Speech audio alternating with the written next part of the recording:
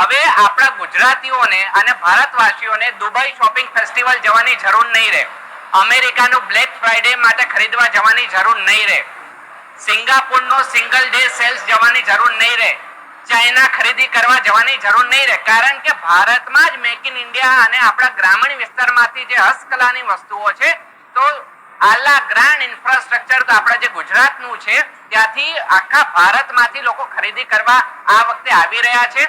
અને એક સમયે તો હું સવારના પોરમાં ગયો હતો, અમદાવાદની સિદ્ધી શહેરની જાડીની બાજુમાં લકી ટી છે કે જ્યાં એમએફ હુસેન પણ ચા પીવા આવતા હતા.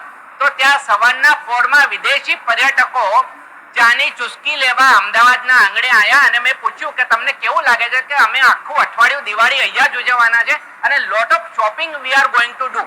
એટલે ક્યાં કેવું દેખાય છે કે હવે વિદેશી મહેમાનો પણ ગુજરાતના આંગણે આવી રહ્યા છે અને ભારતના જે વિકસિત કલ્પના છે એ અહીંયા સાકાર થઈ રહી છે. અને ભારત તો શોપિંગમાં વર્ષોથી નંબર 1 છે.